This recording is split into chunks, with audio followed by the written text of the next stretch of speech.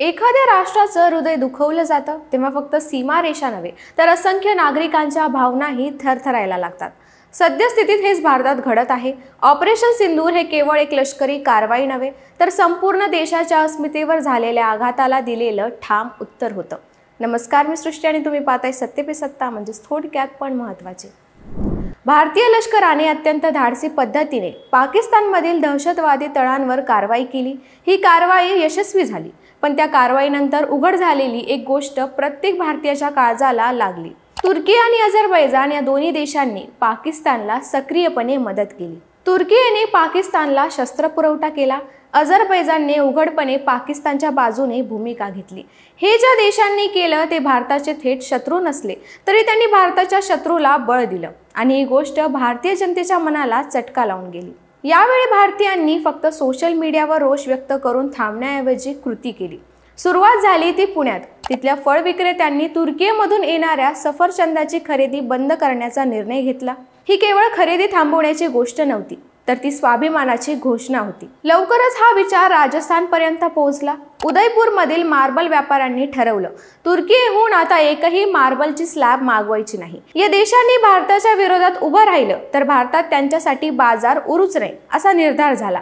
एकीकडे आपले जवान सीमेवर प्राण गमावत होते, दुसरीकडे आपले नागरिक म्हणत होते, आमच्या पैशांनी शत्रू पोचणार नाही। तुर्की आणि अझरबैजान हे दोन्ही देश भारतीय पर्यटकांमध्ये अत्यंत लोकप्रिय झाले होते। भव्य प्राचीन इमारती, निळाशार समुद्र, ऐतिहासिक मस्जिदी हे सगळं भारतीय पर्यटकांना आकर्षित करत होतं। पण आता चित्र बदलायला लागलं आहे। गोवा विलास या हॉटेल ग्रुपने तुर्कीच्या नागरिकांना गोव्यात येण्याची परवानगी नाकारली। ट्रॅव्हल कंपन्यांनी तुर्की व अझरबैजानची टूर पॅकेजेस वेबसाईटवरून हटवायला सुरुवात केली आणि ट्रॅव्हल इंडस्ट्रीमध्ये एक स्पष्ट संदेश जाहीर झाला, जे आमच्या देशद्रोहींच्या बाजूने उभं राहतील त्यांच्याकडे आम्ही फिरायला जाणार नाही असा निर्णय भारतीयांनी घेतला। तुर्की हे भारतातील उच्चभ्रू लोकांच्या लग्नांसाठी एक परफेक्ट डेस्टिनेशन मानलं जायचं। 2022 मध्ये सुमारे 1000 भारतीय विवाह तुर्कीमध्ये पार पडले। हे विवाह म्हणजे शाही थाटामाट, मोठा रस्सी मंडप, परदेशी पार्श्वभूमीवर भारतीय संस्कृतीची उधळण असा एक अद्भुत संगम होता। पण आता देशभरातून अशी वृत्त येऊ लागली आहेत की अनेक समारंभ तिथे रद्द केली गेली। काही जोडप्यांनी आधीच पैसे भरलेले असून सुद्धा त्यांनी तो निर्णय मागे घेतला आहे। त्यांना तो खर्च परत मिळो किंवा न मिळो, देशभक्तीचा आग्रह मोठा होता। ट्विटर म्हणजेच एक्सवर #बॉयकॉट टर्की आणि #बॉयकॉट अझरबैजान हे हॅशटॅग ट्रेंड होऊ लागले।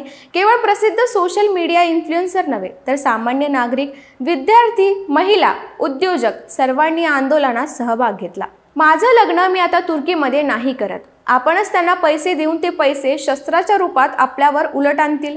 बॉयकॉट टर्की अशा हजारो पोस्ट, व्हिडिओज आणि प्रतिक्रिया सोशल मीडियावर झळकत होत्या। भारत आणि या दोन देशांमध्ये दरवर्षी सुमारे $12 अब्ज व्यापार होतो। त्यात फळे, मार्बल, पर्यटन आणि औद्योगिक सामग्री याचा समावेश आहे। तुर्की व अझरबैजानने भारतीय पर्यटकांकडून गेल्या वर्षी 4000 कोटी रुपयांचे उत्पन्न कमावले होते। पण आता भारतातील बहुतेक पर्यटन संकेतस्थळ आणि टूर एजन्सीज या दोन्ही देशांकडे पाठ फिरवत आहेत। याचा अर्थ या देशांच्या अर्थव्यवस्थेवर होणारा मोठा धक्का हे युद्ध बंदुकीने नव्हे तर भारतीय जनतेच्या पैशाने लढलं जात आहे।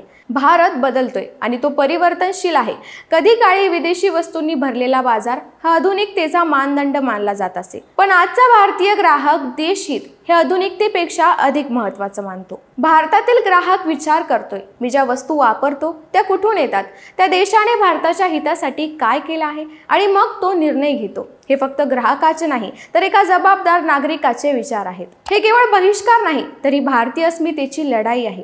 तुर्की किंवा अझरबैजान भारतावर थेट हल्ला करत नाहीत, हे खरं आहे, पण जेव्हा ते पाकिस्तानच्या बाजूने उभे राहतात, शस्त्र पुरवतात, राजकीय पाठिंबा देतात, तेव्हा ते भारताच्या विरोधातच उभे राहतात आणि हेच भारतीय जनता ओळखायला लागली आहे। सोशल मीडियावरून पेटलेली, बाजारपेठांमध्ये रुजलेली आणि देशाभिमानाने प्रेरित झालेली ही जनक्रांती आहे। आणि आता शेवटचा प्रश्न मात्र असा आहे, आपण आपल्या शत्रूंना आपल्या खिशातून ताकद देतो आहे का? भारतीय ग्राहकाने, व्यापाराने, पर्यटकाने आणि सामान्य नागरिकाने या प्रश्नाचं उत्तर दिलं आहे आणि ते म्हणजे नाही। आता तसं होणार नाही। त्यासाठी त्यांनी जी कृती केली आहे ती अभूतपूर्व आहे। फलव्यापाऱ्यांनी घेतलेले निर्णय, पर्यटन संस्थांची धोरणं, लग्नांच्या ठिकाणी बदल, सोशल मीडियावरचा उद्रेक, हॉटेल उद्योगातील निर्बंध आणि सर्वात मोठं म्हणजे जनतेच्या मानसिकतामध्ये झालेला बदल, हे परिवर्तन म्हणजे भारताचं नवचैतन्य. आजचा भारत केवळ विकासाच्या मार्गावर धावतोय असं नाही, तर तो आता आम्हाला फसवणाऱ्यापासून स्वतःला वाचवतोय.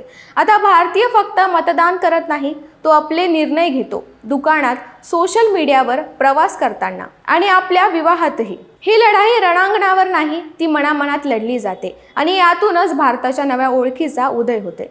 या संदर्भातील विश्लेषणासाठी पाहत राहा सत्य पे सत्ता, म्हणजे थोडक्यात पण महत्त्वाचे. आणि आमचा व्हिडिओ आवडल्यास लाईक, शेअर आणि सबस्क्राईब करायला विसरू नका.